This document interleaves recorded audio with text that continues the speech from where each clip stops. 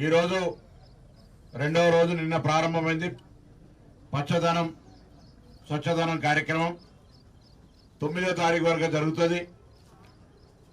ఇంతకుముందు కలెక్టర్ గారు చెప్పినట్టుగా ఇది ఏదో 5 రోజుల కొరకు జరిగే కార్యక్రమం కాదు.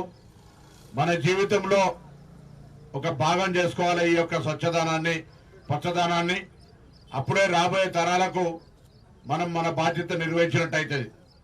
మనం ఇల్లు, మన పరిసరాలు ఏ విధంగా పరిశుభ్రంగా ఉంచుకోవడానికి ప్రయత్నం చేస్తామో, పట్టణంలో కానీ మనం ఎక్కడ నివసిస్తే ఆ ప్రాంతం అంతా కూడా మరి పచ్చదనంగా ఉండాలి, స్వచ్ఛదనంగా ఉండాలి అనేటువంటి ఆలోచనతోటి పారిశుభ్రత కావచ్చు, ఇతరత్ర అనేక అంశాల లోపల మనం బాధ్యత తీసుకోవాల్సిన అవసరం ఉంది.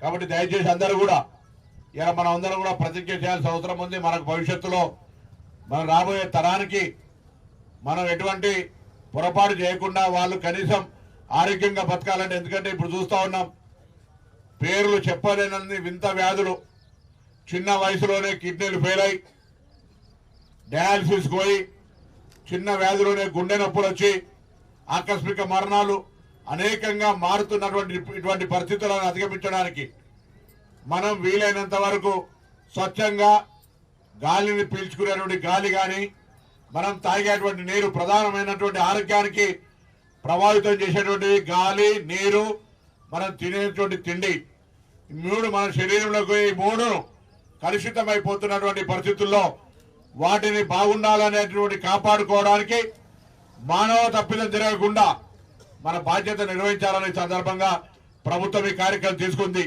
దయచేసి ఈ కార్యక్రమాలు మీరంతా కూడా భాగస్వాములు కావాలి.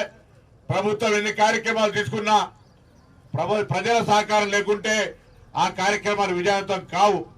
అందుకే ఇటువంటి ఒక సమావేశాలు, సభలు పెట్టుకొని మనం బయట పోతే చూస్తూ ఉంటాం. మహనీయుల విగ్రహాలు ఉంటాయి. మహనీయుల విగ్రహాలు ఎందుకు పెట్టుకుంటాం? వాళ్ళు ఆనాడు సమాజం కోసం పోరాడినటువంటిది.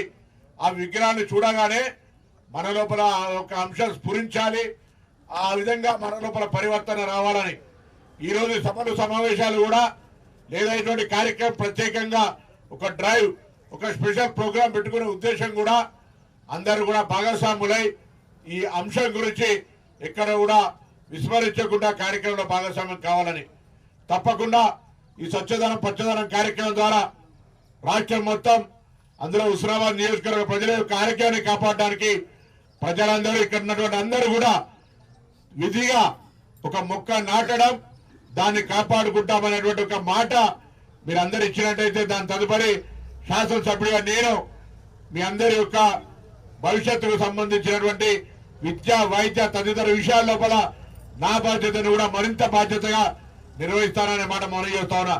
ఇంతకుముందు పెద్దలు చెప్పినట్టుగా మీ పుట్టినరోజు పెట్టుకుంటారా, పెళ్లి రోజు పెట్టుకుంటారా, పెద్దల జ్ఞాపకార్థం పెట్టుకుంటారా, కానీ ఒక మొక్క నాటాలి, దాన్ని కాపాడాలి అనేటువంటి ఒక నినాదాన్ని, సంకల్పాన్ని గట్టిగా తీసుకోవాలని మీ అందరికీ నేను ఈ సందర్భంగా విజ్ఞప్తి చేస్తాను. మరి ఇప్పుడే పెద్దలు కొత్త చెరువుకు సంబంధించి చెప్పినారు. ఈ విధంగా వెళ్తా ఉంటే కానీ నీళ్లు వస్తూ ఉంటాయి, నీళ్లు ఇటువాటు నిల్చుంటుంటే కొత్త చెరువుకు సంబంధించి ఈ విధంగా ఒక బ్రిడ్జ్ కడితే ఇక్కడి నుంచి అక్కడ కనెక్ట్ అవుతుందని ఎప్పుడు ఎవరు చెప్పలేదు.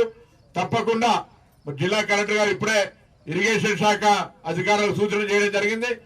దాన్ని ఎస్టిమేషన్ చేయించి బండను కూడా స్ట్రెంథెన్ చేసి ఒకటేసారి మన సీనియర్ డబల్ సెంట్రల్ లైనింగ్ దాకా వెళ్ళిపోయిన ముందు రోడ్డు డెవలప్మెంట్ కానీ పబ్లిక్ యూటిలైజేషన్ చేయగలిగినట్టయితే ఆ విధంగా మెల్లమెల్లగా డెవలప్మెంట్ అయితే తప్పకుండా ఈ యొక్క బైపాస్ కింద కూడా ఉపయోగించుకునే విధంగా దీన్ని వాడుకుందామనే మాట మనసి ఇప్పటికే మరి ఎల్లమ్మ చెరువుకి ఇక్కడ నుంచి రైట్ సైడ్ నుంచి కూడా 3 కోట్ల రూపాయల నిధులు కేటాయించిన ముందు పద్మక్క గారు చెప్పినట్టుగా దాంతో పాటుగా ఇతరత్ర కార్యక్రమాలకు ప్రాధాన్యత ఇస్తా ఉన్నాం. తప్పకుండా ఇన్ని కార్యక్రమాలు జరగంగా కూడా ఈ పని అయితే బాగుంటుందని ఎవరైనా కూడా చెప్పేటువంటి హక్కు ఉంది. ప్రజాపాలన మేము చెప్పిందే మేము చేసేదే కాకుండా మీరు కూడా సలహా సూచనలు ఎప్పుడైనా రాజకీయాలకు అతీతంగా ఇవ్వచ్చు అనేటువంటి మాట ఈ సందర్భంగా మరొక్కసారి మీ అందరికి విజ్ఞప్తి చేస్తున్నాం.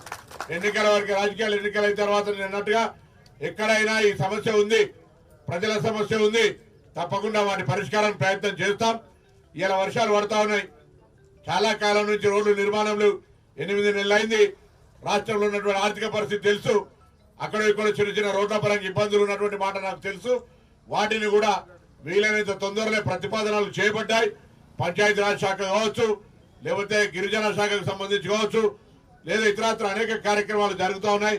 వాటన్నిటిని కూడా తొందరలోనే గ్రామీణ ప్రాంతాల్లో రోడ్ల నిర్మాణానికి కావచ్చు, ఇతరత్ర అభివృద్ధి కార్యక్రమాలు కూడా చొరవ తీసుకుంటాననే మాట మనం చేస్తూ, నిన్ననే మహబూబాపూర్ హాస్పిటల్కి సంబంధించి అదొక పూర్తిగా ఉపయోగంలో లేకుండా ఉందని చెప్తా ఉన్నారు. నేను జిల్లా కలెక్టర్ గారిని కోరిన ఇమ్మీడియట్ గా మెడికల్ ఆఫీసర్ని అక్కడికి పంపి అది మళ్ళీ ప్రజలకు ఉపయోగంలోకి తీసుకొచ్చే విధంగా చర్యలు చేపట్టాలనేటువంటి మాట కూడా కోరుతూ, ఏ విధమైనటువంటి సమస్య ఒక యువ కలెక్టర్ గారు ఉన్నారు, అధికారులను నేను ఎవరిని కూడా అందరినీ కూడా మనకిచ్చిన బాధ్యత ద్వారా ప్రజలకు సేవ చేసే కార్యక్రమం లోపల మన బాధ్యత నిర్వహించే విధంగా పనిచేయాలని, ఎవరైనా విధి నిర్వహణలో ఎక్కడ కూడా అలసత్వంగా ఎవరు ఉండొద్దు అనేది క్షేత్రస్థాయి అధికారులకు కూడా మీరు గట్టిగా పర్యవేక్షించే విధంగా మీరు చూడాల్సిందే ఈ సందర్భంగా నేను కోరుతూ, తప్పకుండా హుస్నాబాద్ పట్టణానికి సంబంధించిన పెరుగుతున్నటువంటి అభివృద్ధి దృష్ట్యా ఇక్కడ కొంత స్థలాలకు సంబంధించి కూడా నేను గౌరవ జిల్లా కలెక్టర్ గారు చెప్పినాను. ప్రభుత్వ భూమి మీద ఎవరు ప్రైవేట్ వ్యక్తులు కన్ను చేసినా దాన్ని వెంటనే తీవ్రంగా పోలీసు శాఖ ద్వారా అటువంటి జాగాల కబ్జా లేకుండా చూడాల్సింది ఈ సందర్భంగా. ఎందుకంటే చాలా మంది మా గవర్నమెంట్ జాగా ఆయన కబ్జా చేసిండు, అయితే మా జాగా ఈయన కబ్జా చేసిండు అనేటువంటి పరిస్థితి ఉంది. అటువంటిది ఎక్కడ కూడా ఉండకుండా చూడే విధంగా చర్యలు తీసుకోవాలని ఈ సందర్భంగా నేను కోరుతూ, మరి పట్టణ అభివృద్ధి, నియోజకవర్గ అభివృద్ధి, రాష్ట్ర అభివృద్ధి, ఇటువంటి కార్యక్రమాలు భవిష్యత్తు లోపల అనేకమైనటువంటి అంశాలకు సంబంధించి అందరం కలిసి ముందుకు తీసుకుపోదామనే మాట మనం చేస్తూ, ఈ రోజు ఈ స్వచ్ఛదనం పచ్చదనం కార్యక్రమం ద్వారా మాత్రం మన యొక్క పరిసరాల పరిశుభ్రత, అదేవిధంగా భవిష్యత్తుకు సంబంధించి తరాన్ని దృష్టిలో పెట్టుకొని ప్లాంటేషన్ చేసే కార్యక్రమం తీసుకోవాలని కోరుతా ఉన్నా. ఒకవేళ లేనట్లయితే ఇప్పుడు చూసినాం, డెంగ్యూ వచ్చినా, చికెన్ గున్యా వచ్చినా, మలేరియా వచ్చినా, టైఫాయిడ్ వచ్చినా, క్యాన్సర్ వచ్చినా, లేకపోతే కిడ్నీ ఫెయిల్ అయినా, డయాలసిస్ చేసుకున్నా, గుండెపోటు వచ్చినా ఏ విధంగా ప్రజలు ఇబ్బంది పడుతూ ఉన్నారో చూస్తా ఉన్నాం. కష్టపడి సంపాదించిన పైసలు, తాతలు తండ్రులు కష్టపడి సేకరించిన డబ్బు అమ్ముకొని దవాఖానాలో పెట్టాల్సి వస్తూ ఉంది. అది ఉండద్దంటే మనము నీళ్లు, గాలి, తినే తిండి స్వచ్ఛంగా ఉండడానికి మనమే బాధ్యత వహించాలి. మనమే ఆ విధంగా రాబోయే తరానికి ఒక మార్గదర్శకత్వంగా ఉండాలనేటువంటి ఆకాంక్షను ఈ సందర్భంగా వ్యక్తం చేస్తూ మరొక్కసారి ఈ కార్యక్రమంలో పాల్పంచుకున్న మీ అందరికీ ధన్యవాదాలు. వచ్చినాం, చెప్పిండ్రు, విన్నాం, పోయి మళ్ళా మన పని మనం కాదు. తప్పకుండా అందరూ ఒక మాట నాకు మీరు చేయలేవటి చెప్తారా, చప్పట్లు కూడా చెప్తారా, ఒక మొక్క నాటుతాం అనేటువంటి ప్రమాణం మాత్రం చేయాల్సింది ఈ సందర్భంగా కోరుతాను. ఎవరెవరు నాటుతారో ఎవరెవరు నాటరు, నాటేటోళ్ళు అందరూ చేయలేవటారు.